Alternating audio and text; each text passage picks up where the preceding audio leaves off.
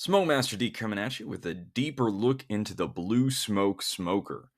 This one's an exciting one, definitely worth your while if you're interested in an offset smoker that has a really high value for your money. We're going to explore why Blue Smoke Smokers is a company you should definitely consider if you're looking to purchase a backyard offset smoker. Here I have some chapter times for you. Please remember to like this video and subscribe to the channel.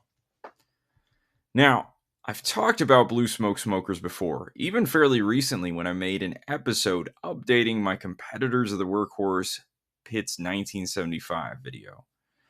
And there you can see the Blue Smoke Smokers right there near the bottom. But why this video? Well, Big Phil, who runs Blue Smoke Smokers as well as his premium offset smoker company, self-titled as Big Phil Smokers, recently developed his own scoop baffle. Now, I've done a few episodes on scoop baffles, and I'll link a playlist above if you want to see those. So the thing is, I've really come to believe that the scoop baffle is the best way to even out temperatures in an offset smoker. And, as a bargain smoker, having this scoop baffle really just ups the bargain factor. It increases the value of the smoker because now you can actually cook on more of the grate. These smokers, offset smokers, usually like the first third to fourth of the chamber is super hot.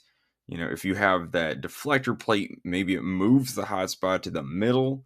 This scoop baffle is one of the best ways to do it, and it doesn't leave a whole bunch of metal underneath that is going to get hot and radiate up and sort of cook the bottom of your food faster.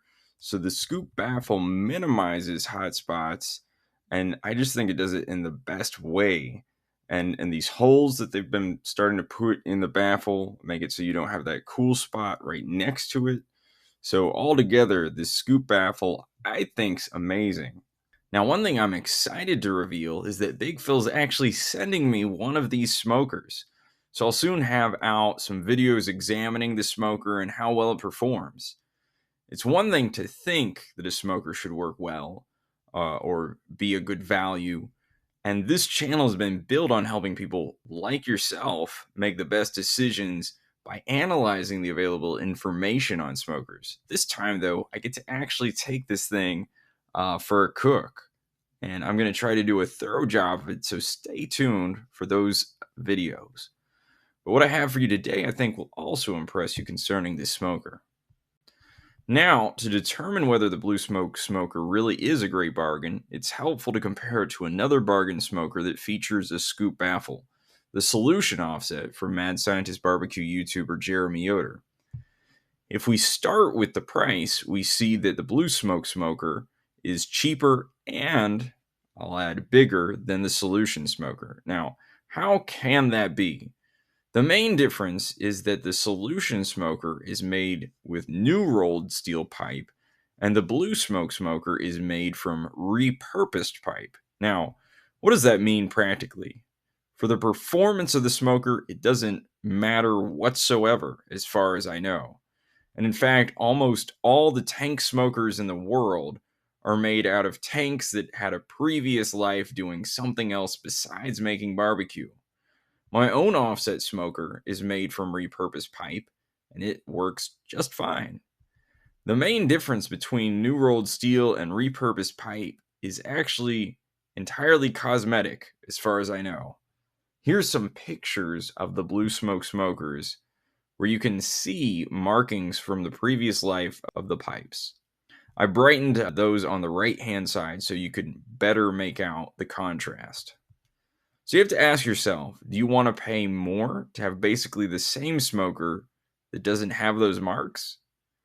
And only you can answer that question.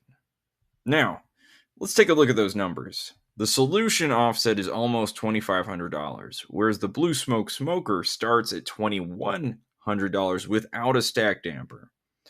If you add the stack damper, it's almost exactly the same as the Solution offset in every way except for being 8 inches longer in the chamber. It has the same 24-inch diameter, has the same single thermometer near the stack, almost the same in everything except for about $300 cheaper and larger. The solution offset has 920 square inches in the chamber. The blue smoke smoker has 1,128 square inches in the chamber, with the option for a second shelf that would bring that up to 1,740 inches. The solution offset smoker has quarter-inch steel, whereas you can actually choose between quarter-inch and 3/8 inch steel for your blue smoke smoker. And I actually asked Phil to do a quarter-inch on the main chamber and 3/8 inches in the firebox. He told me that the pipe wouldn't look exactly the same, and I told him that didn't bother me. And that 3/8 inch with a slightly thicker steel is going to help keep the fire going a little bit better. And quarter-inch isn't bad for the main chamber; it's just fine. But the door is going to be a little bit easier to open, so I'm excited, and I think that's a good combo. So we'll see. Now, there are some minor differences between these two smokers. The solution offset has a smoke collector that doesn't go all the way across the chamber, which was a nitpick for me. But the blue smoke smoker doesn't have this problem, which I like. The solution has a bolt-on stack, whereas the blue smoke smoker has one that's welded on. So you can't remove it. We'll see an option on the blue smoke smoker for a fold-down stack soon, in a little bit.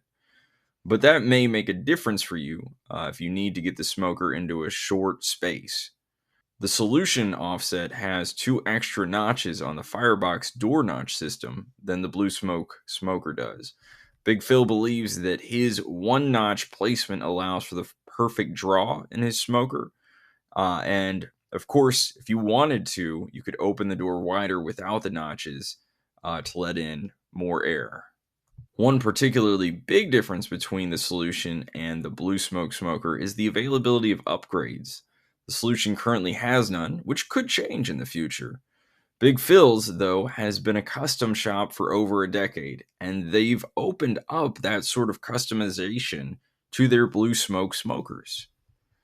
Now, I decided to go through these upgrade options, counting down from options I think are the most necessary and beneficial to the ones I think are least. These are my opinions. You may disagree with my placement, and that's okay. In fact, feel free to politely comment with your opinion in the comment section. Number 1. I think of a stack damper as being a fundamental part of any smoker.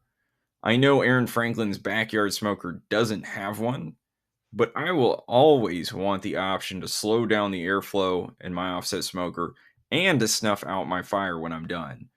And this is the only upgrade the solution offset makes standard on their base model, whereas the blue smoke smoker does not. And I think that says something about why it should be number 1. It's $100. Number 2.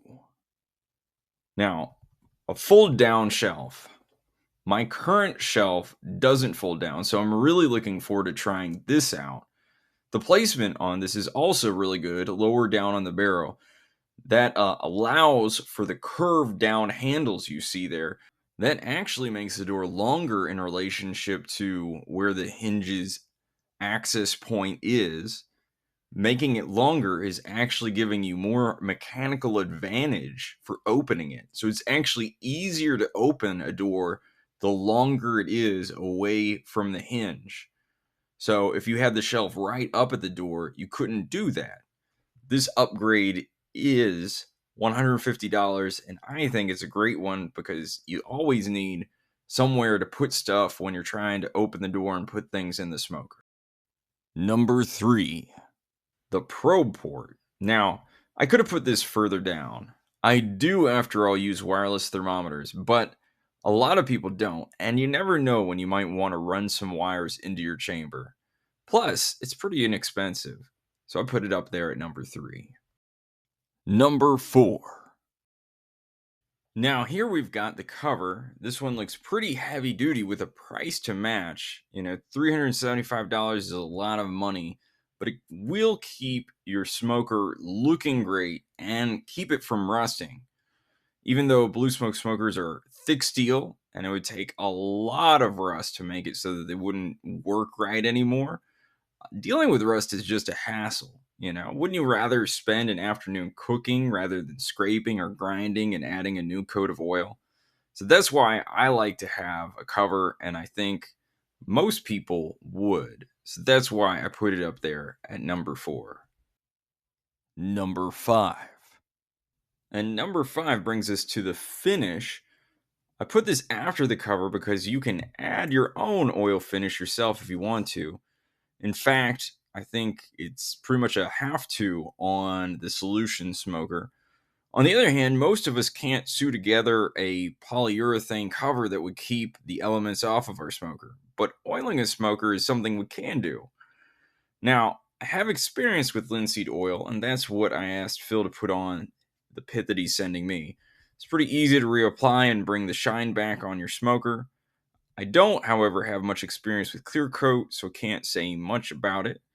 I have experience putting my own linseed oil finish on an offset smoker, and I can say that I would rather someone else do it.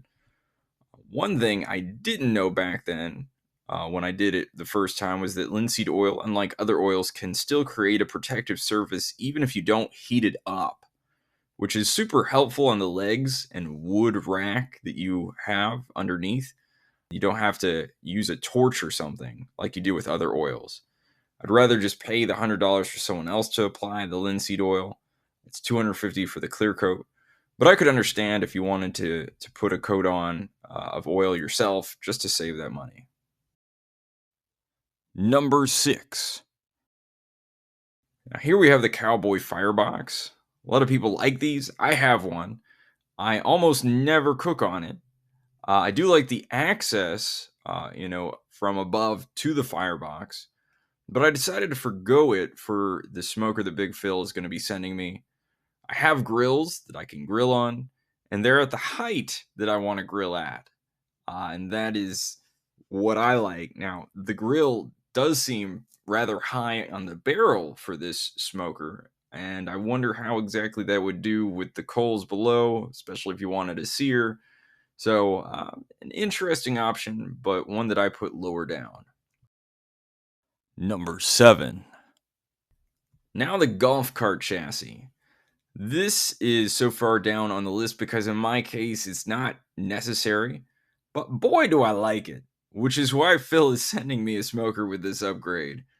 If you need to move your smoker from one place to another regularly, and especially if you need to move it across, bumpy ground, this upgrade is for you.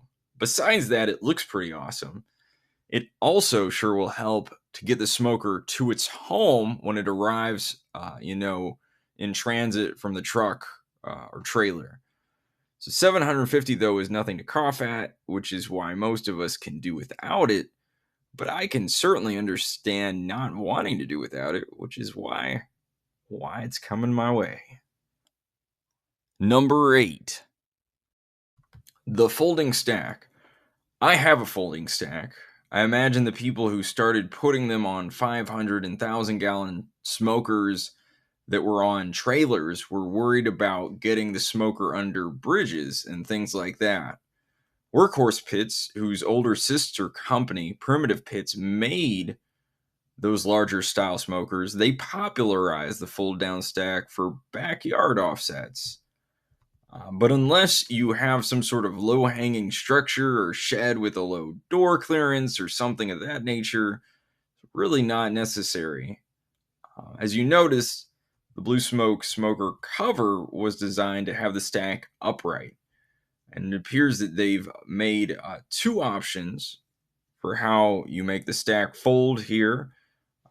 One on the left, which is untraditional, folding forward, and then the traditional side folding back. I prefer the traditional one on the right, but now I've decided I may prefer it without it at all. Number 9. The top rack. I'm off of top racks. I never use the one I have. I don't want to use it. Just the thought of it makes me feel claustrophobic. And the deeper your smoker is, like 24 inches, the less sense it makes because you have to reach all the way under that shelf to get to food, at the back side of the smoker. Blue Smoke Smokers doesn't offer slide out racks on the bottom, so that's how it would be that way. It cooks hotter up there, especially with that scoop baffle. That first part's gonna just be blazing hot. And even though I could have totally asked Phil to throw that in the smoker he's sending me, I didn't. I just want to cook on the bottom grate. And if the added space of the scoop baffle gives me isn't enough, I'll figure something else out. That's how I feel about top racks now. Number 10, an extra gauge. If you do get the top rack, it might be helpful to have that extra gauge up there. Getting one on the other side near the firebox is probably a worse idea now that the scoop baffle is standard and being used. It's probably right exactly where the scoop is shooting up the heat, and it will probably be wildly high. So it might not be so great to have one there now. Number 11, the hot plate. I suppose some people actually use these hot plates to heat up food. I put my wood on top of the firebox and it seems to work just fine without a hot plate. If I want to heat up food, I have a microwave and a stove. Now, if we were talking about a griddle, that would be another matter entirely. But a hot plate, no thank you. Number 12, water pan shelf. Somehow, Phil is actually sending me one of these things. It sits on top of the grate, so it's not like some other water pan shelves.